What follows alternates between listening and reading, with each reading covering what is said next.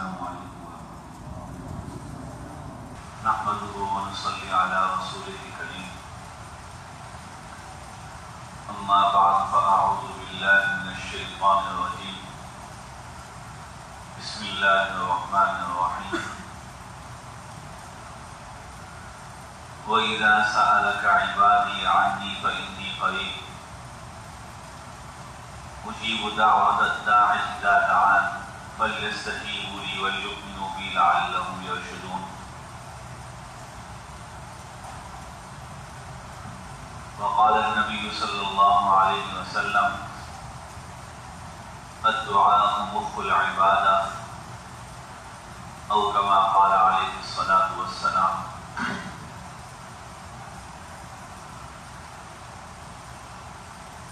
اعتکاف کے دنوں میں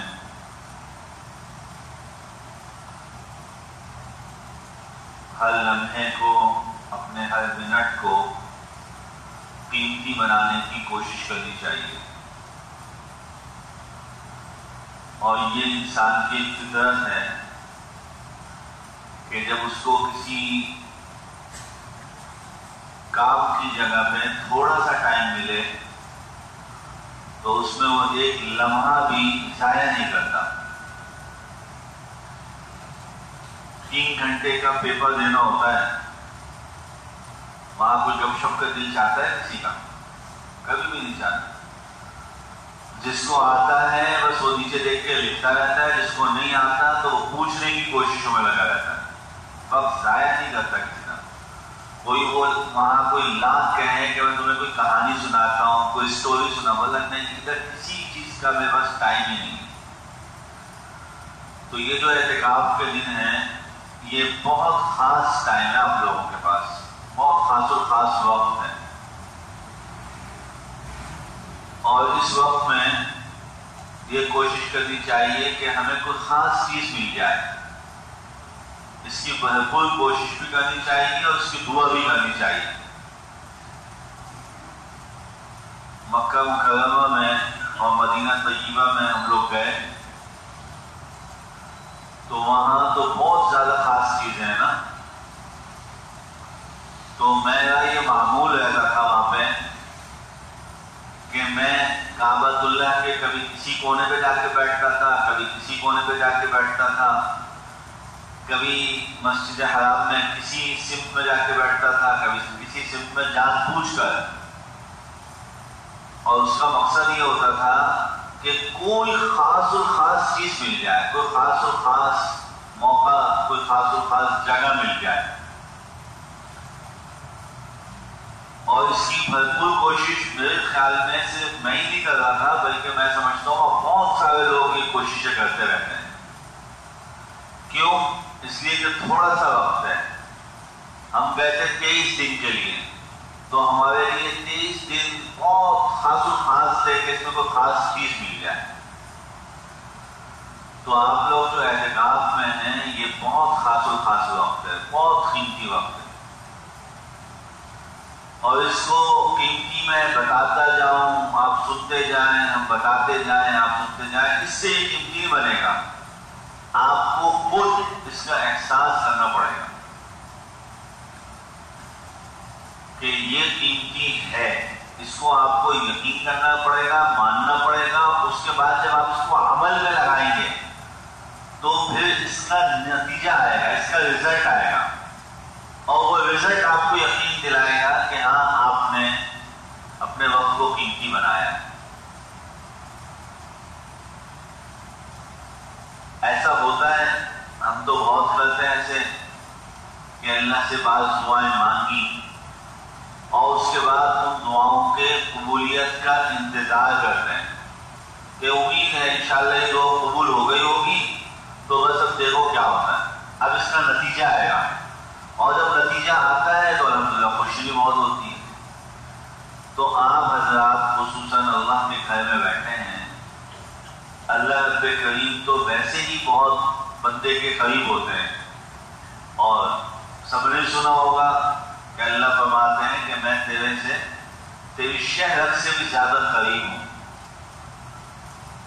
اتنا قریب ہے وہ اللہ اس کو راضی کرنا پھر کیا مشکل کام. اتنا قریب اللہ ہے، وہ رہتا ہے، اور اب ہم اس کے گھر میں رہتے ہیں. وہ تو ہمارے قریب رہتا ہے، لیکن ہم بھی تو اس کے قریب ہونا، تو ہمیں اس کے قریب ہونے کا وقت کم ملتا ہے. لیکن اعتکاف میں مل گیا کہ اعتکاف میں ہم اللہ کے گھر میں ہیں. اب اس اللہ کے گھر میں کرنے کے جو کام ہیں، ظاہر ہے کہ بہت سے تلاوت بھی ہو رہی ہے، ذکر و اذکار بھی ہو رہا ہے، اور یہ نصیحت کے بیانات بھی ہو رہے ہیں، تعلیم بھی، سب سسٹم چل رہا ہے. اس میں خاص و خاص کاموں کی طرف توجہ کیجیے، خاص و خاص کام. اور خاص و خاص کاموں کے اندر ایک کام جو ابھی میرے ذہن میں ہے، جس کو میں بتانا چاہتا ہوں، وہ ہے دعا مانگنا. اگر آپ کو دعا مانگنی آ گئی، آپ سمجھیے کہ آپ کو سب کام آ گیا. بہت قیمتی خزانہ ہے. میں نے پرسوں بھی یہ بات کہی تھی کہ آپ اس کے منتظر نہ رہیں کہ 27ویں شب کو دعا ہوگی. پتہ نہیں ہوگی کہ نہیں ہوگی. مجھے ایسے کہ میں بھاگ جاتا ہوں اچانک بھی. پچھلے سال غائب ہوا تھا نا، پچھلے سال میں غائب ہوا. تو آپ اس حادثے میں نہیں کہہ رہے ہیں کہ 27 کو دعا ہوگی. آپ نے اپنے آپ کو یہ دیکھنا ہے کہ مجھے مانگنا آتا ہے کہ نہیں آتا. اب مثال کے طور پہ ایک دو دوست ہیں اور بہت جگری دوست ہیں. دونوں نے MBA کیا مارکیٹنگ کے اندر، اور ایک کو کال آ گئی انٹرویو کے لیے، بہت ہائی فائی جاب تھی. لیکن جس کو کال آئی وہ زیادہ بولنے میں ماہر نہ ہو، تو وہ کبھی دوسرے دوست کو بھیجے گا، جو دوسرا دوست ہے جو ماہر ہے وہ اس کو بھیجے گا کہ تو چلا جائے یار، انٹرویو تو دے دے، جاب میں بھی لگ جائے گی. کبھی ایسا ہوتا ہے؟ کبھی بھی نہیں ہو. کتنا بھی دوسرا دوست ماہر ہو اور یہ اس کو خود معلوم ہو کہ میں کتنا بیکار ہوں بولنے میں، بات چیت میں، لیکن اس کو اپنی ایک ڈگری کے اوپر اطمینان ہوگا کہ یار MBA تو میں نے بھی کیا نا، چلتے ہیں، دیکھی جائے گی، اپنا نصیب آزماؤ. اور جس کو بولنا نہیں آتا، ہم نے ایسے لوگ دیکھے. بلکہ میں ایک جگہ MBA کی کلاس ہوتی تھی تو وہاں جانا ہوتا تھا، وہاں دیکھتا تھا تو وہ ٹیچرز جو تھے نا، وہ ان کو کئی لڑکوں کی جوڑیاں بنا کے ان کو مختلف جگہوں پہ کھڑا کر دیتے تھے، اور پھر دوسروں کو ان کے درمیان میں سے گزارتے تھے. بولتے تھے آپ ان سے سوال کریں گے، جواب دیں گے، آپ راستہ بھول گئے، آپ ان سے راستہ پوچھیں. مختلف قسم کی ان سے باتیں کہ ان لوگوں کو بولنا ہے. میں وہاں دیکھا، میں نے کہا یہ پاگل ہے، ان کو بلوانا سکھانا ہے، تبلیغ میں چلہ لگوا دو، ایسا بولنا سیکھیں گے. کیا اللہ نے اتنا انتظام فرمایا، دین کی باتیں کرنا سیکھ لیں گے. اور کیا ہے، تبلیغ میں ایک چلہ لگا ہے، جس کو بولنا نہیں آتا اس کو بھی بولنا آ جائے گا. جب وہ 3 دفعہ کم از کم دن میں کھڑے ہو کے 6 نمبر سنائے گا نا. وہ ہمارے ایک دوست تھے، اللہ ان کو غریب رحمت فرمائے، بہت ہو گئے. کہنے لگے میں پہلی مرتبہ گیا، بہت پریشان تھا کہ اگر امیر صاحب نے مجھے کھڑا کر دیا تو میرا کیا بنے گا. بولا، اور امیر صاحب نے پہلے ہی مجھے کھڑا کر دیا. بولا آپ کو بیان کرنا. اور میں کھڑا ہوا، میں نے کہا بھائی اللہ پاک بہت بڑے ہیں، اور اتنے بڑے ہیں کہ میں تو پورا بتا ہی نہیں سکتا. امیر صاحب بتائیں گے کتنے بڑے ہیں. امیر صاحب کو کھڑا کرا دیا. بولا امیر صاحب بتائیں گے اللہ پاک کتنے بڑے ہیں. تو یہ کہہ رہا تھا کہ اگر بولنا نہیں آتا تو آپ کسی بھی انٹرویو پہ یا کسی بھی بونس لینے کے ٹائم پہ یا کسی سے کچھ حاصل کرنے کے ٹائم پہ آپ اپنے جو ہے نا دوست کو نہیں بھیجیں گے، آپ اپنے بھائی کو نہیں بھیجیں گے. یہ جو آج کل ہمارے کراچی کے لڑکوں میں تو یہ بہت ہے نا، پھٹا ہوتا بولتا تو یہی بیٹھ میں بھی آتا ہوں، تو یہی بیٹھ میں بھی آتا ہوں. بولا بیوقوف آدمی، پھٹا ابھی ہے، ابھی عوض کر لیں پھٹا اگر کرنا ہے تو. نہیں، وہ پتہ ہے نا، وہ 2-4 دوستوں کو، خود میں دم نہیں ہے تو دوسروں کو لے کے آتا ہوں. لیکن ہر جگہ یہ نہیں چلتا، ہر جگہ ایسے نہیں ہوتا. اللہ رب کریم کے سامنے آپ کو بولنا جیسے بھی آتا ہے، آپ کو اپنی مشق بڑھانی ہے، کیونکہ اللہ دینے والا ہے اور ہم لینے والے ہیں. وہ دینا جب شروع کرتے ہیں تو وہ ایسا دیتا ہے کہ انسان کے تصور میں سے بھی باہر ہے، انسان کے تصور سے بھی باہر ہے۔ وہاں حرم شریف کے اندر امام صاحب نے ترجمہ کیا ایک آیت کا، اور ترجمے میں وہ آیت ہے وَمَن يَتَّقِ اللَّهَ يَجْعَل لَّهُ مَخْرَجًا وَيَرْزُقْهُ مِنْ حَيْثُ لَا يَحْتَسِبُ۔ تو ائمہ حرم میں سے ایک نے دعا کرائی اللہم ارزقنا من حیث لا نحتسب، کہ اللہ ہمیں ایسی جگہ سے رزق عطا فرما جہاں سے ہمیں گمان بھی نہ ہو، جہاں سے ہمیں گمان بھی نہ ہو۔ کیسی بہترین دعا ہے۔ تو اللہ سے مانگنا آنا چاہیے، اس آسرے پہ مت رہے کہ میرا بھائی مانگ لے گا تو میرے لیے بھی کافی ہو جائے گا، میرا دوست مانگ لے گا تو میرے لیے بھی کافی ہو جائے گا، امام صاحب مانگ لیں گے تو سب کے لیے کافی ہو جائے گا۔ یقینی طور پہ ہوتا بھی ہے بعض اوقات، لیکن بعض لوگ جو مانگتے نہیں ہیں، تو یہ صحیح حدیث ہے اور حدیث قدسی ہے کہ اللہ رب العالمین نے اپنے حبیب سے فرمایا کہ لوگوں کو بتا دو کہ جو لوگ مجھ سے مانگتے نہیں میں ان پہ غضبناک ہوتا ہوں۔ غصے کی بہت بڑی جو کہنا چاہیے، غصے کی بہت ہائی فائی قسم جس کو بتایا غضبناک ہونا، اللہ نے بتائی کہ میں ایسے جو لوگ مانگتے ہیں دعا نہیں مانگتے ہیں میں ان سے غضبناک ہوتا ہوں۔ اور ایک جگہ ارشاد ہے، اللہ کے حبیب علیہ السلام کو بھی فرمان ہے کہ جو لوگ اللہ سے مانگتے نہیں تو اللہ کا جی چاہتا ہے کہ ان لوگوں کو ختم کرتے ہیں، دوسرے لوگوں کو لائے جو اللہ سے مانگنے کے عادی ہوں۔ قرآن کریم سے بھی ایسے مضامین ثابت ہیں۔ تو دعا مانگنے کا سلسلہ، یہ جو جگہ آپ بیٹھے ہیں، جس جگہ پہ آپ آئے ہیں، اور اس جگہ پہ اللہ سے مانگنے کی اگر عادت پڑ جائے، اللہ سے مانگنا آ جائے تو بس کام بن گیا۔ آپ کا ہر مسئلہ آسان ہو گیا نا۔ جہاں کوئی مشکل آئی، جہاں کوئی مشکل آئی وہاں بیٹھ گئے اللہ سے مانگنے کے لیے۔ اس مرتبہ مدینہ طیبہ کے سفر میں ایک بڑی قیمتی بات پتہ چلی کہ اللہ کے رسول علیہ السلام کے زمانے میں ایسا تھا کہ خواتین اللہ کے حبیب علیہ السلام کی دعوت کرنے کی خواہش کرتی تھی۔ اللہ کے حبیب جو گھر تشریف لے آتے تھے، کسی کے ہاں دعوت پہ چلے جاتے تھے، تو بعض خواتین سے ثابت ہے کہ انہوں نے رسول اللہ صلی اللہ تعالی علیہ وسلم سے درخواست کی کہ یا رسول اللہ آپ ہمارے مکان میں کسی جگہ پہ نماز پڑھ لیں، 2 نفل پڑھ لیں، تو آئندہ کے لیے پھر ہم اس کو اپنی جائے نماز بنا لیں گے، اس جگہ کو اپنی خواتین اپنی نماز کی جگہ مستقل بنا لیں گے۔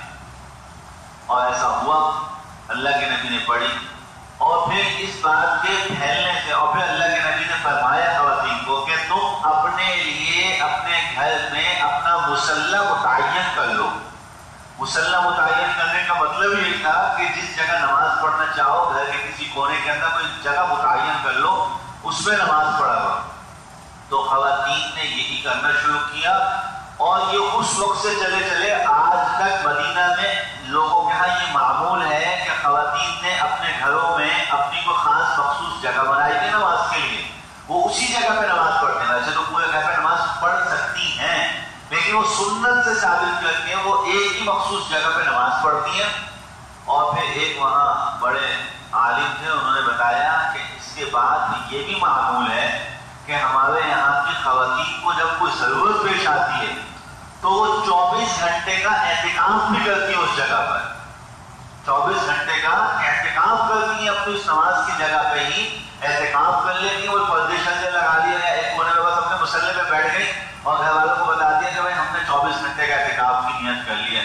اور بعض خواتین ایسی جو 3 دن کا اعتکاف سال میں کئی مرتبہ کرتی ہیں، سال میں کئی مرتبہ۔ وہ کیوں؟ کہا جب کسی کو کوئی یہاں ضرورت پیش آتی ہے خواتین میں، خواتین کا یہ معمول ہے وہ اعتکاف کے لیے بیٹھ جائے، بولتی ہے بھائی مصلی پہ بیٹھ جاؤ، اب ایک 24 گھنٹے میں اپنے رب کو راضی کر کر ہی اٹھنا ہے، راضی کر کے اٹھنا۔ کیسی قیمتی بات ہے۔ ہمارے یہاں تو خواتین نماز ہی بڑی مشکل سے پڑھتی ہیں، بلکہ یہ بات بتانی چاہیے اپنی خواتین کو، اپنے گھروں کے اندر کوئی ایسی جگہ متعین کریں جس میں گھر کی ساری خواتین اسی جگہ پہ نماز پڑھیں، اور پھر اس جگہ پہ کبھی یہ سوال ہمارے یہاں بہت ہوتا ہے نا کہ وہ ہمارے ہماری بہنیں اعتکاف بیٹھنا چاہتی ہیں، ان کو گھر کے کس حصے میں بٹھایا جائے؟ ڈرائنگ روم میں بٹھا دیں، بیڈ روم میں اگر بیٹھ جائیں تو کوئی خواہش تو نہیں ہے، یہ تو نہیں۔ یہ اعتکاف خواتین کے لیے بڑا سوال ہوتا ہے۔ خواتین کی اگر ہر گھر کے اندر اپنی نماز کی جگہ ہوگی، اسی جگہ پہ وہ اعتکاف کریں۔ تو یہ اس کا عرض کروں کہ دیکھو مدینہ میں آج بھی خواتین کا یہ معمول ہے، جب اللہ سے مانگنا ہے ان کو تو بھی بیٹھ جانا ہے بس۔ تو ہم خواتین ہیں، خان لوگ ہیں نا سارے، ہم لوگوں کو بھی چاہیے کہ اپنی ضرورتوں کو، اپنی مشکلات کو حل کرانے کے لیے اللہ سے ایسے مانگنے کے عادی بن جائے، ایسے مانگنے کے عادی بن جائے کہ ہمیں یقین ہو اس بات کا کہ جب اب ہم نے جو دعا مانگی اللہ کا قبول ہوگی۔ اور یہ میں ایسے نہیں کہہ رہا ہوں، یہ ہوتا ہے جب آپ مانگنے کے عادی ہوں گے تو انشاءاللہ آپ کو یہ کیفیات اللہ کی طرف سے یہ عطائیں ملیں گی کہ آپ کے ہاتھ اٹھے ہوگا، آپ کو یقین ہوگا کہ اللہ نے آپ کی دعا قبول فرمائی۔ اللہ کے رسول علیہ السلام خطبہ دے رہے تھے، مدینہ میں قحط پڑا ہوا تھا۔ ایک صحابی آئے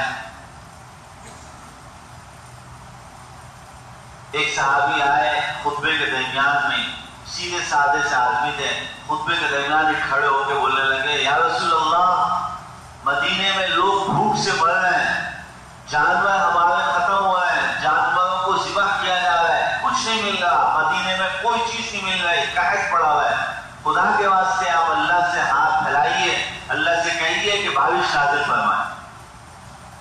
رسول اللہ صلی اللہ علیہ وسلم نے دوران خطبہ دعا کے لیے ہاتھ اٹھا دیے کہ اللہ تعالیٰ مدینہ کو بارش عطا فرما۔ ابھی صحابہ اپنے گھروں پہ نہیں پہنچے تھے، جمعے کا دن تھا، خطبے کے بعد نماز ہوئی، نماز کے بعد صحابہ اپنے گھروں کو نہیں پہنچے تھے، پورا مدینہ جلتھل ہو گیا، پورے مدینے میں خوب بارشیں برسنا شروع ہو گئی، اور اتنی بارشیں برسی کہ ایک ہفتے تک بارش چلتی رہی، ہفتہ ہو گیا۔ وہی صحابی اگلے ہفتے پھر آئے اور آگے کہا کہ یا رسول اللہ یہاں تو بہت زیادہ بارش ہو گئی، آپ اب دعا کیجیے اللہ سے کہ بارشوں کو روک دیں۔ تو اللہ کے حبیب علیہ السلام نے کیا دعا فرمائی؟ یہ آداب بھی سکھایا، اپنی حوائج کو، اپنی ضروریات کو مانگیں، اور اس کے بعد اللہ تعالیٰ کے ساتھ کلام اور اللہ سے باتیں کیسے کرنی ہے، کوئی غلط بات نہ ہو جائے۔ تو اللہ کے نبی نے جب بارش رکوانے کی دعا کی تو یوں نہیں کہا کہ اللہ بارش کو اب روک دے، بلکہ لفظ استعمال فرمائے اللہم حوالینا ولا علینا۔ یہ دعا اس موقع پہ ثابت ہوئی۔ اللہ کے حبیب علیہ السلام نے فرمایا کہ اے اللہ مدینے کی زمین کو اب یعنی مدینے کے محلے کو بارش کی ضرورت نہیں ہے، اطراف پہ بارش برسا، لیکن اب ہم پر بارش کافی ہو گئی ہے، اس لیے ہمیں یہ کافی بارش ہمیں کفایت کر گئی ہے۔ تو یہ جس دروازے سے وہ صحابی داخل ہوئے تھے، آج تک کتنے 1438 سال ہو گئے، اس دروازے کا نام رسول اللہ صلی اللہ علیہ وسلم نے اس وقت میں فرما دیا تھا، آج تک اس دروازے کا نام باب الرحمت ہے۔ باب الرحمت مسجد نبوی کا ایک دروازہ ہے، اللہ تعالیٰ سب کو لے کے جائے، بار بار لے کے جائے تو پھر یہ جا کے باب الرحمت دیکھ لیجیے گا۔ ہمارے ساتھ جانے کا موقع ہوا تو انشاءاللہ میں خود دکھا دوں گا، پھر یہ بھی دعا کیا کریں۔ میں وہاں بہت دعا کی ہے یہ، اور ڈرتا رہتا ہوں کہ اللہ تعالیٰ ایک بڑی جماعت مکی مسجد کی ہو اور ہم سب جو ہے نا وہ آپ کے بیت اللہ کے طواف بھی ساتھ کریں اور مسجد نبوی میں روضہ اقدس پہ بھی ایک ساتھ حاضرین ہیں۔ اس کی بہت دعا کی ہے، آپ لوگ بھی کیا کریں تو انشاءاللہ اللہ کے لیے کوئی مشکل نہیں، کوئی مشکل نہیں۔ ہم لوگوں کی نیت ہونی چاہیے، اخلاص ہونا چاہیے، جذبہ ہونا چاہیے، اور اس جذبے کے تحت ارادہ ہونا جو وہ ترتیب بنانی چاہیے۔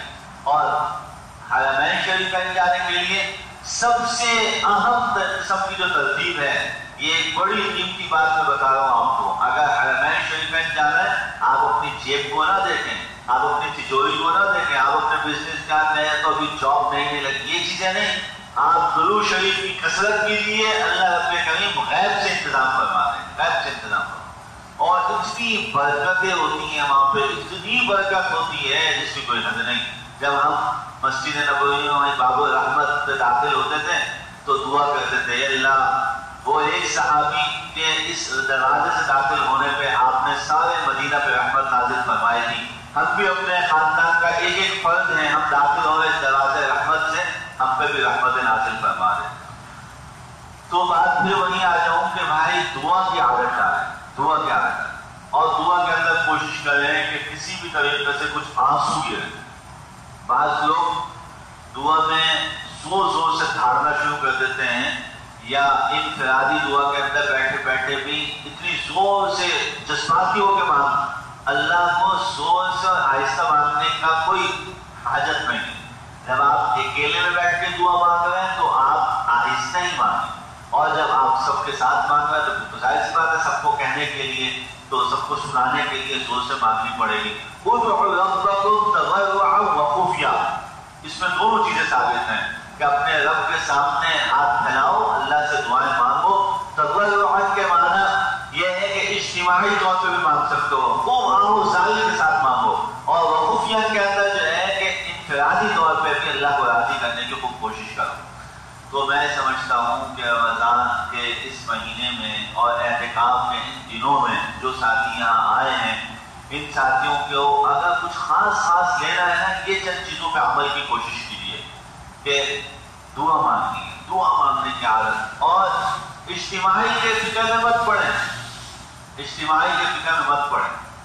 اب ایک آدمی کے بدن پہ گندگی لگی ہوئی ہو تو وہ یہ سوچے گا کہ یار میں جب سب کے ساتھ سوئمنگ پول جاؤں گا نا جب ہی نہا لوں گا. کبھی کوئی سوچے گا نہیں. جتنی حفاظت پسند ہوگا وہ کہتا ہے یار گندگی کیوں لگی, جلدی سے. ابھی میں تھوڑی دیر پہلے کہیں گیا تھا تو وہاں میری چپل میں گٹر کا پانی لگ گیا. تو اب میں جن کے ہاں گیا تھا میزبان کے ہاں, ان کے ہاں دروازے سے گھستے ہی قالین وغیرہ ایسے بچھے ہوئے تھے کہ وہاں چپل کو دھونے کا کوئی تصور ہی نہیں تھا. تو مجھے, اور پھر پاؤں پہ بھی تھوڑا سا پانی, تو مجھے اتنی گھن, میں نے ان سے کہا کہ بھائی کسی لوٹے میں کسی چیز میں پانی باہر لے کے آؤ گھر سے, میں پہلے پاؤں دھو. وہ کہنے لگا کہ کوئی مسئلہ نہیں, چپل تو اتار دیں گے. میں نے کہا نہیں, چپل بھی گندی جو ہے نا مجھے گھن آتی رہے گی کہ مجھے واپسی بھی پہننی ہے. کیوں؟ جب یہ گھن گٹر کا پانی, یہ غلاظت, اس سے ہمیں گھن آتی ہے. یہ تو کچھ بھی نہیں ہے, ذرا سا پانی ڈالا دھل گئی, صاف ہو گئی. جو ہمارے دلوں کو غلاظت لگی ہوئی ہے, جو ہماری روح کو غلاظت لگی ہوئی ہے, گناہوں کی غلاظت سے بڑی کوئی غلاظت نہیں ہے. وہ ہم کو نظر نہیں آتی, اس وجہ سے ہم کو سمجھ میں نہیں آتا. ورنہ اتنی گندی غلاظت, ذرا سوچیے اس غلاظت کی انتہا کو سوچیے کہ رسول اللہ صلی اللہ علیہ وسلم کا ارشاد ہے کہ جس گھر کے اندر جو بھی آدمی ہوگا جس کے اوپر غسل لازم ہو جائے, اور الگ طریقے سے اس نے اپنے اوپر غسل لازم کیا خصوصی طور پہ, اور وہ آدمی بلا کسی وجہ سے نہائے نہ, فرمایا جس جگہ پہ وہ ہوگا اس جگہ پہ نیکی کے فرشتے نہیں آئیں گے. کتنی گندی غلاظت ہے یہ کہ فرشتے نہیں آ رہے وہاں پہ. بھائی یہ تو گندا آدمی یہاں پہ رہتا ہے, لیکن ہم لوگوں کو ان غلاظتوں کا احساس نہیں, ان غلاظتوں کا ادراک نہیں کہ یہ کتنی مشکلات ہمارے روح کے لیے. اگر ایک آدمی کے ہاتھوں پہ جو ہے نا وہ ذرا سا گند لگ جائے تو اس سے کوئی ہاتھ ملانے کے لیے تیار ہوگا؟ باقی آپ سے کہا آ جائے یار آج تو مل لے, بس گلے مل لے, آپ ملیں گے کبھی اس سے؟ کبھی بھی نہیں ملیں. اگر جو اس سے صاف کپڑے پہنے ہوئے ہوں تب بھی بولے یار یہ بھنگی ہے, یہ کیوں؟ بھائی اس کے ساتھ غلاظت ہے, اس کے ساتھ وہ نجاست کا کام اس کا ہوتا ہے اس لیے. لیکن جب ہم اپنے اندر جھانکیں, ہم لوگوں میں کسی میں غیبت کی غلاظت, کسی میں چغل خوری کی نجاست, کسی کے اندر گالا گلوچ کی نجاست, کسی کے اندر جو ہے وہ ماں باپ کو ستانے کی نجاست, کسی کے اندر جو ہے وہ گانے سننے کی نجاست, کسی کے اندر جو ہے وہ غیر محرم لڑکیوں کو دیکھنے کی, کتنا گندا کیا اپنے وجود کو. ہم اس بھنگی سے کہیں زیادہ گندے ہو جاتے ہیں جو ظاہری نجاست میں لیا ہوا ہوتا ہے. وہ ایک شاور کھولے گا سارا وجود اس کا دھل جائے گا. لیکن جب یہ غلاظتیں جو روح کے اندر لگ جاتی ہیں, اس کو دھونا اتنا آسان نہیں ہے. اس کے لیے اللہ کے سامنے متوجہ ہونا پڑے گا, اور اللہ کے ساتھ اس میں بیٹھنا پڑے گا, اللہ کے ساتھ باتیں کرنی پڑیں گی, اور اللہ سے کہنا پڑے گا کہ یہ غلطی ہو گئی, یہ نجاست لگ گئی, آپ اس کو صاف فرمائیے. اس کے لیے محنت کرنی پڑے گی, ایسے نہیں ہوگی. اور اس محنت کے لیے ہم انتظار میں بیٹھیں. وہی والی بات کہ یار پکنک پہ جائیں گے تو سوئمنگ پول میں ایک ساتھ نہا لیں گے. کتنی حماقت ہوگی, کتنی حماقت ہوگی بھائی. اجازت لگی فوراً دھونا ہے, فوراً دھونا ہے, فوراً دھونا ہے. ابھی جب میں یہاں آیا میں بیٹھا نا تو میں نے سوچا کہ یہ جو موضوع ہے یہ تو 27ویں شب کا موضوع ہے, 27ویں تعلق کو بھی دعا کے اوپر بات کرنی ہے. لیکن پھر میرے ایک دم دل میں خیال آیا پتہ نہیں بھائی 27 تک میں موجود ہوں کہ نہ ہوں, زندگی ساتھ دے نہ دے, وقت ساتھ دے نہ دے, 27 کو کوئی ایسی مجبوری آ جائے کوئی بات ہی نہ ہو سکے, یا جو ابھی اخلاص کے ساتھ بات ہوگی ہو سکتا ہے 27 کو اخلاص کے ساتھ بات نہ ہو سکے, تو یہ بات ابھی کر لوں کہ بھائی دعا کی عادت ڈالیے. دعا اللہ سے مانگنا آ گیا, سب کچھ آ گیا. اور آپ دیکھیے کہ جب سے اللہ سے مانگنا چھوڑا نا لوگوں نے, کیسی حالت, ہر ایک کے سامنے ہاتھ پھیلا رہے ہیں, ہر ایک کے سامنے ہاتھ پھیلا رہے ہیں. اور یہ جب ہاتھ پھیلاتے ہیں تو کیسی کیسی گالیاں بھی سننے کو ملتی ہیں. لوگ ایک ایک سگریٹ مانگتے ہیں ایک دوسرے سے, سگریٹ بھی نہیں, سگریٹ کا کش مانگتے ایک دوسرے سے, تو اس پہ بھی گالیاں پڑتے. بولے جا بے جا یہاں سے, 2-4 گالیاں پڑھ کے چل جا کنگلا, کیوں پیتا ہے سگریٹ اگر پیسے نہیں ہے تو. لوگ ایسے وہ گٹکا ہوتا ہے کیا کہتے ہیں اس کو, ماوا یہ آگے بیٹھا ہوا ہے, ہنس گیا مسلمان آدمی. تو یہ اتنی کسی اپڑیا وہ دیکھا, کئی مرتبہ لوگوں کو دیکھا یار تھوڑا سا وہ گالیاں دینا, چل بھاگ یہاں سے, نہیں ہے نا میرے پاس, بہت مشکل سے ملا ہے, یہ ہوا ہے. کیا ہاتھ پھیلانے کی عادت پڑی تو دیکھیے اللہ کے سامنے ہاتھ پھیلانا چھوڑا, مخلوق کے سامنے بہانے بہانے ہاتھ پھیلا رہے, بہانے بہانے ہاتھ پھیلا. ہم اپنے حضرت اقدس مفتی رشید صاحب رحمۃ اللہ علیہ ہمارے شیخ تھے, جب میں ان کی خدمت میں ہوتا تھا تو وہاں حضرت کے بیانات میں یہی باتیں ہم سنتے تھے, وہی اپنے بزرگوں سے سنی. تو یہ جو ہے نا دینے والا ہاتھ یہ افضل ہے لینے والے ہاتھ سے. حدیث میں ہے الید العلیٰ خیر من الید السفلیٰ, کہ جو اوپر والا ہاتھ ہے نا یہ افضل ہے نیچے والے ہاتھ سے, مانگنے والے ہاتھ سے دینے والا ہاتھ افضل ہے. تو یہ باتیں سنتے تھے وہاں تو اتنی حیا قائم ہو گئی تھی. مجھے یاد ہے بہت چھوٹا تھا, میرے عمر اس وقت میرے خیال میں 14-15 سال ہوگی, لیکن اس کی اتنی وہ ہو گئی تھی کہ میں کسی دکاندار, اب تو یہ سکوں کا زمانہ ختم ہو گیا, اس وقت تو 4 آنے 8 آنے 12 آنے 5 پیسے 10 پیسے یہ بہت چلتے رہے. تو خوب یاد ہے کہ کبھی سبزی لینے گئے, کبھی کچھ لینے گئے, کسی نے 4 آنے واپسی دیے نا 1 روپے, 8 آنے کا پودینہ لیا, 8 آنے واپسی آئے. تو وہ 8 آنے جب وہ دیتا تھا تو وہ یوں, اب اس میں جگہ کتنی ہے کہ اس کو میں پکڑوں, لیکن میں ہمیشہ پکڑتا, میں کبھی ایسے نہیں کرتا تھا. میں وہ یہ دیتا تھا تو مجھے حیا آتی تھی کہ میں اس کے ہاتھ نیچے کیوں کروں, میں اس سے یوں ہی کر کے لیتا تھا, یوں ہی لیتا تھا اس کہ میرا ہاتھ پھیلا ہوا ہاتھ اس کے سامنے نہ ہو. اور اللہ کا فضل و کرم ہے, ہمارے بزرگوں کی وہ صحبت اور ہمارے بزرگوں کی وہ باتوں کا الحمدللہ آج اللہ نے اثر عطا فرمایا ہے کہ آج اپنے رب سے مانگنا تو آتا ہے, بس وہ قبول بھی فرما لے. مانگنا تو ہم نے سیکھا, کافی سیکھا اور کافی کوشش کی, رب کریم کا فضل ہے, اس کی مہربانی ہے.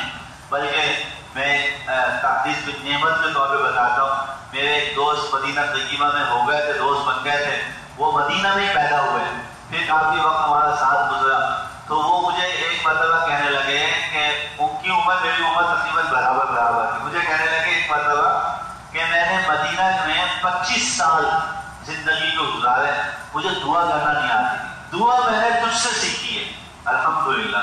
مجھے بول رہے تھے کہ میں نے دعا کرنا تجھ سے سیکھا ہے, تجھے جو دعا کرتے ہوئے دیکھا ہے تو الحمدللہ مجھے دعا کرنی آ گئی. اللہ کا فضل ہے, اللہ تعالیٰ ان دعاؤں کو قبول بھی فرما دے.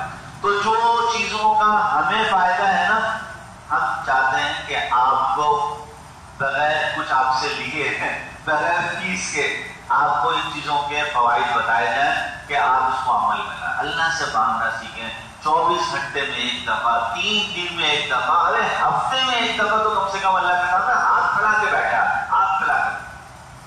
کتنی افسوس کی بات, کتنی افسوس کی بات ہے. سب بیٹھے ہیں اور سیکھنے کے لیے بیٹھے, ہر ایک سوچے کہ میں کتنے عرصے کے بعد دعا مانگتا ہوں. کتنے ایسے ہوں گے جو کبھی مانگتے ہی نہیں ہیں, مانگتے ہی نہیں ہیں. امام صاحب نے کہا الحمدللہ رب العالمین, تو انہوں نے بھی ہاتھ اٹھایا. امام بھی دعا نہیں مانگتا, وہ امام کی تو عادت پڑی ہوئی ہے, وہ اس سے 4 الفاظ کہنے ہوتے نماز کے بعد. اگر نہیں کہے گا تو لوگ کہیں گے یہ لوگ کام سے امام آگے سے تو دعا ہی نہیں کرائی. وہ اس سے 4 الفاظ کہنے ہوتے ہیں, وہ بھی ہاتھ اٹھاتا ہے, سب اس کے ساتھ ہاتھ اٹھا لیتے ہیں, چند لفظ کہے اس کے بعد ختم, اس کے بعد دعا کہاں ہے؟ کہاں ہے دعا کہاں ہے؟ بیٹا آئے نا گھر اور باپ سے کہا السلام علیکم، باپ نے وعلیکم السلام، اس کے بعد بیٹا بولے ابو کیا حال ہے، باپ بولے ٹھیک ہوں، صحیح ہے، بس اتنی سی بات کر، نہ بیٹے کی طرف دیکھے نہ توجہ کرے، تو بیٹا ماں سے جا کے کیا بولتا ہے؟ خیر تو ہے، ابا کو کیا ہو گیا؟ بولتا ہے نہیں بولتا؟ بولتا ہے کیا بات ہے، شارٹ لگ رہا ہے کچھ کھوپڑی گرم لگ رہی ہے، خیر تو ہے، کیا مسئلہ ہے؟ بولتا نہیں بولتا؟ کیوں بولا؟ اب دیکھو باپ اور بیٹے کی محبت کو سوچیں، کتنی محبت ہے، ہر باپ کو اپنے بیٹے سے محبت ہوتی ہے۔ یہ بیوقوف بیٹے ہوتے ہیں جو کہتے ہیں ابا کو مجھ سے نہیں ہے، وہ بڑے بھائی سے ہے، تو سب کچھ بڑے کے لیے، یا مجھ سے نہیں ہے وہ چھوٹے سے، وہ ان کا چاہیے ہے۔ وہ کہے اللہ کے بندو یہ تو تصور ہی عجیب ہے، ماں باپ کو اولاد سے عجیب محبت ہوتی ہے، ایک اتنا محبت کا گہرا تعلق، اور بیٹے کے حال پوچھنے اور باپ کے خیریت بتانے، دو لفظوں کی اس مختصر سی کہانی کے اندر بیٹے کو اندازہ ہو گیا کہ بلڈ پریشر ہائی ہے، کوئی مسئلہ ہے، کوئی نہ کوئی گڑبڑ ہے، ہوتا ہی نہیں ہوتا؟ تو جب ہم اپنے رب کے ساتھ یہ ابا ہے اور وہ ربا ہے، جب ہم ربا کے سامنے لاکھ محبت کے دعوے کریں، اللہ تیرے تو مطلب تیرے تو، لیکن جب ہاتھ اٹھا بولے یا اللہ بس معاف کر دے، آمین، اللہ کو اندازہ نہیں، اللہ کو معلوم نہیں کہ کیا چکر بازی کر رہے میرے ساتھ ہے۔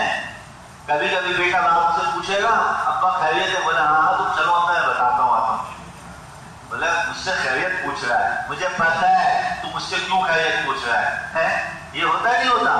کیوں؟ باپ کو اس کی حرکتوں کا پتہ ہوتا ہے، تو اس کی وہ خیریت پوچھنا بھی برا لگتا ہے۔ اللہ رب کریم کو ہماری حرکتوں کا سب کا علم ہے، اور جب اس سے مانگ دیا ہے بھی بس اپنے مطلب کی بات کہ اللہ اس معاف کر دینا، بنا بس ہو گئی غلطی، اچھا آمین برحمتک، وہ اس کو بھی اللہ کو غصہ آتا ہے، یہ مانگنے کا طریقہ اس طریقے سے مانگا جاتا ہے۔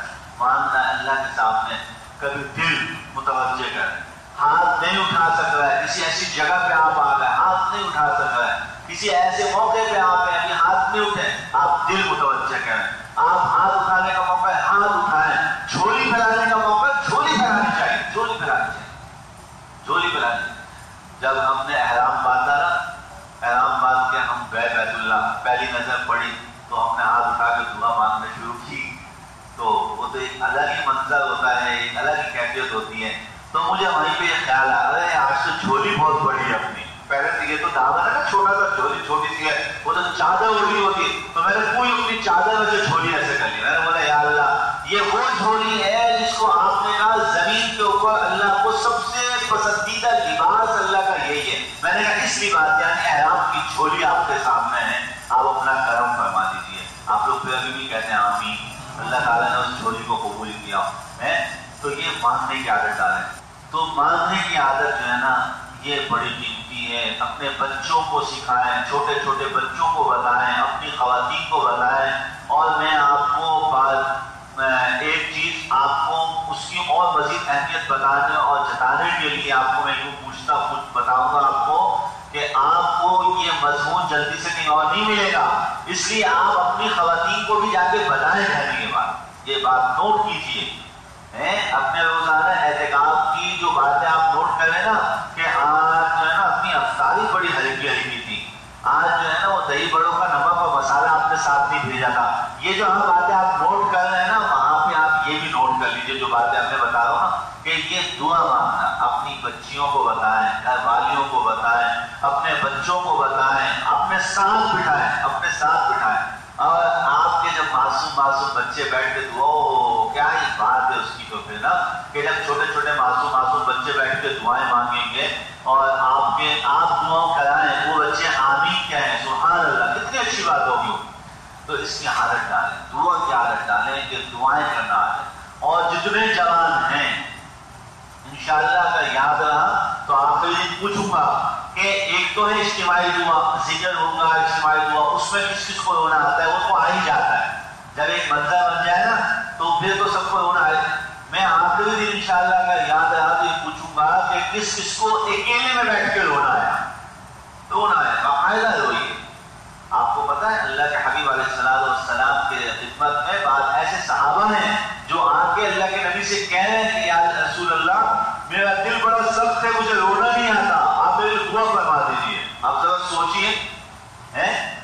بچے تھوڑی تھے بھائی، بڑی بڑی عمروں کے لوگ ہوتے تھے. نبی کی خدمت میں آ کے یہ کہہ رہے ہیں کہ مجھے رونا نہیں آتا، آپ مجھے کچھ بتائیے، میرا دل بڑا سخت ہے. ذرا سوچنے کی بات ہے، آخر اس رونے میں کیا ایسا ہے کہ وہ اللہ کے نبی کی خدمت میں حاضر ہونے والا صحابی وہ اپنی ایک انفرادی کیفیت کے اندر رونے کو طلب کر رہا ہے. کیسے عجیب چیز ہو، کیسے عجیب چیز ہو. تو اس لیے اللہ سے خوب رو کے مانگنے کی عادت ڈالیے. کوشش کیجیے کہ جتنی دعائیں کر سکتے ہیں اور جو کر سکتے ہیں، یہ نہیں سوچیں کہ یار یہ دعا بھی مانگ، یہ بھی کوئی بات ہے، یہ بھی کوئی بات ہے. یہ بات اللہ سے تو بڑی بڑی چیزیں مانگو نہیں، جو مانگ سکتے ہیں، جو مانگ سکتے ہیں. اگر ماوا نہیں مل رہا وہ بھی مانگ سکتے ہیں آپ. نہیں ملنا مانگ لو بھائی، وہ تو دینے والا ہے، اس کے یہاں تو کوئی کمی نہیں ہے. وہ رب کریم تو ہو سکتا ہے کہ آپ کے لیے وہ ایسا ماوا تیار کر دے کہ آپ کا منہ تو کم سے کم صاف رہے. اللہ کے آپ کو قدرت ہے نا، کوئی ایسی چیز قائم فرما دے، کوئی ایسی چیز پیدا ہو جائے، اس کے آپ کوئی مشکل نہیں ہے. جب وہ بنی اسرائیل قوم بنی اسرائیل جیسا کہ موسیٰ کے زمانے میں جو قوم اتنے نالائق لوگ تھے، وہ اتنی گڑبڑے کرتے تھے، ان کے لیے وہ آسمانوں سے منو سلوا بھیج دیتا تھا، منو سلوا ان کے لیے نازل فرماتا تھا. اللہ ان کے لیے آسمان سے دسترخوان نازل فرماتے تھے. تو ہم تو محمد عربی صلی اللہ تعالیٰ علیہ وسلم کی امت ہیں، اور اس وقت تو بالخصوص صائم النہار، قائم اللیل اور صائم النہار لوگ ہیں. رات دن میں روزہ رکھتے ہیں، رات کو جو ہے وہ نوافل پڑھتے ہیں، عبادات میں لگے ہوئے ہیں، اعتکاف میں بیٹھے ہوئے ہیں، اتنا اللہ کا قرب ہوا ہوا ہے. اس وقت جو مانگ سکتے ہیں مانگ، جو مانگ سکتے ہیں. ابھی ہمیں مکہ مکرمہ سے واپسی آ رہے تھے، ہمارے ایک عزیز وہاں پہنچے، تو وہ جو ہے نا میاں بیوی دونوں تھے. تو ان کے جو شوہر صاحب تھے وہ مجھے بولنے لگے، میں نے دیکھا کہ ان کو رونا بہت آتا تھا. ماشاء اللہ بیت اللہ کے سامنے کھڑے ہوئے ایسا رو رہے تھے، اتنا مجھے خوش ہوئی طبیعت ان کو دیکھ کے، مانگ رہے تھے. تو مجھ سے اگلے دن بولنے لگے کہ یار میری بیوی میرا بہت مذاق اڑاتی ہے. تو میں نے کہا تم کیا بولتی ہے؟ تو وہ بولتی ہے کہ تم یہاں آ کے بھی ڈھاڑے بازیاں کرو. میں نے کہا میری بیوی مجھے بول رہی ہے کہ تم یہاں آ کے بھی ڈھاڑے بازیاں کرو. تو میں نے کہا کہ کیوں کہتی؟ وہ بولتے کہ تم رو کیوں رہے اتنے، اتنا کیوں تم ان کو رونا آ رہا، تم ڈرامے بازی کرو، اتنا مت رو، تم تھوڑا رو. تو وہ بیوی ہے نا، وہ مقصد اس کو سمجھ میں نہیں آتا کہ یہ پاکستان میں کچھ اور ہے، یہاں پہ کچھ اور ہو گیا، کیا ہو گیا اس کو. تو وہ مجھے کہنے لگے کہ میں نے ان سے پوچھا کہ آپ نے اپنی بیوی کو کیا سمجھا. بولا میں نے اس کو بولا کہ اللہ کی بندی ڈرامے بازی کی بات نہیں ہے، تو یہ سوچ بلا نامہ ایک دن میں کہ 24 گھنٹے کے اندر میں 6 سگریٹ کے پیکٹ ختم کرتا تھا. 6 پیکٹ سگریٹ، بولا 6 پیکٹ سگریٹ ختم کرتا تھا روزانہ بلا نامہ. اور میں خود بھی اس کا تقلید کر رہا ہوں. اس آدمی کی ایک سگریٹ نہیں بجتی تو دوسری کو اسی سے جلاتا تھا، سگریٹ سے سگریٹ جلاتا تھا. میں نے یہ خود بھی دیکھا، اس کے ساتھ میں نے ایک صفحہ اور بھی کیا تھا. تو کہنے لگے میں نے اپنی بیوی سے کہا اللہ کی بندی سوچ یہ ڈرامے بازی ہے، میں 6 پیکٹ روزانہ کے ختم کرنے والا آدمی، اور میں نے یہاں حرم میں داخل ہوا اور یہ عزم کر لیا کہ اللہ تو ہی مدد کر کے سگریٹ ختم، سگریٹ چھوڑ دی. اور بولا آج الحمدللہ میں بالکل ٹھیک ہوں، سگریٹ نہیں پی رہا. اب میرا اللہ مجھ پہ اتنے مہربان، میری اس سگریٹ کی وجہ سے اس نے مجھے رونا عطا کر دیا، مجھے دعائیں عطا کر دی، تو اور کیا چاہیے. بولا وہ اس معلوم نہیں ہے کہ اتنا نشئی آدمی تھا، اس نے اتنا بڑا کام کیا، اتنا خطرناک چیز چھوڑ دی. یہ جو لوگ کہتے ہیں آج کل ہمارے جوان بھی بہت کہتے ہیں، بولا ماوا چھوڑو نا. خان صاحب کہتے ہیں بھائی آپ کو پتہ نہیں ہے نسوار میں کیا ہے. بولا مولانا صاحب ایک دفعہ آپ کو تم کو پتہ چلے گا، تم کو دنیا میں نظر آئے گا کیا کیا ہوتا ہے. نسوار کے بغیر نہیں رہ سکتا. نسوار میں اللہ کے فضل و کرم سے ایک بات بتاؤں، میں نے بڑے نسواریوں کی نسوار چھڑوائی ہے الحمدللہ. بڑے اچھے نسواریوں کی اللہ کے فضل و کرم سے میری ترغیب پہ نسوار چھوڑی ہے. یہ لیکن یہ ماوا والے جو ہے نا یہ بڑے مضبوط لوگ ہیں. اللہ تعالیٰ ان کو ماوا چھوڑنے کی توفیق عطا فرمائے. یہ ماوا کے معنی ہے ٹھکانہ. ٹھکانہ ہونا تو یہ چاہیے کہ یہ لوگ کہیں کہ جنت ہمارا ٹھکانہ بن جائے، اللہ ہمارا ٹھکانہ جنت بنا دے. انہوں نے ایک فضول سی چیز کا نام ماوا رکھا اور اس کو ٹھکانہ دے دیا. یہاں پہ ٹھکانہ دے دیا، اس کو اپنے منہ کے اندر اس کو ٹھکانہ دے دیا، اس کی جو تکلیفیں ہیں، اس کی جو بیماریاں ہیں، کیا کیا اس کے نقصانات ہیں، عجیب و غریب. تو یہاں بیٹھ کے اللہ سے مانگیے اور یہ چیزیں بھی مانگیے. چاہے آپ جوان ہیں، چاہے آپ بوڑھے ہو گئے، آپ کو سگریٹ کی عادت، نسوان کی عادت، ماوے کی عادت، کوئی بھی اللہ کے لیے بھائی کوئی مشکل نہیں، کوئی مشکل نہیں. حدیث میں ہے ساری کائنات اللہ کی 2 انگلیوں پہ ہے. الفاظ حدیث مجھے اسے یاد نہیں ہے، بڑے مزیدار الفاظ حدیث ہے. فرمایا ساری کائنات اللہ کی 2 انگلیوں پہ، جب چاہے پلٹ دے، جس کو چاہے نیچے کر دے، جس کو چاہے اوپر کر دے، جس کو چاہے نیچے. اور یہ حرمین میں بھی ہم نے دیکھا اور سنا کہ ائمہ یہ دعا بہت کرتے تھے، یا مقلب القلوب، اے دلوں کے پلٹنے والے، اے دلوں کے پلٹنے والے، قلب قلبی علی دینک، ہمارے دل کو اپنے دین کی طرف پلٹ دے، ہمارے دل کو. یا مقلب القلوب، اے دلوں کے پلٹنے والے، میرا دل بہت غلط پلٹتا رہتا ہے، ثبت قلبی علی دینک، میرے دل کو اپنے دین پر ثابت قدمی عطا فرما دے. یہ دعائیں کرنی چاہیے. تو اللہ سے مانگنے کی عادت ڈالیے. اللہ تعالیٰ سمجھنے کی توفیق عطا فرمائے، عمل کرنے کی توفیق عطا فرمائے. وآخر دعوانا الحمدللہ رب العالمین. آپ مولانا راشد قمر صاحب دامت برکاتہم کا بیان سن رہے تھے، جو کہ عارف باللہ حضرت مولانا شاہ حکیم محمد اختر صاحب رحمۃ اللہ علیہ کے مجاز بیت ہیں. حضرت کے دیگر بیانات سننے کے لیے وزٹ کیجیے ویب سائٹ bangemullah.com کو، یا فیس بک، ٹیلی گرام، ٹویٹر اور یوٹیوب پر بانگے ملا کو سرچ کیجیے. تمام بیانات iTunes کے پوڈ کاسٹ سیکشن میں بھی موجود ہیں. حضرت کے خدام کی اس کاوش کے بارے میں اپنی تجاویز، تاثرات یا آرا دینے کے لیے آپ ہمیں bangemullah@gmail.com پر ای میل کر سکتے ہیں.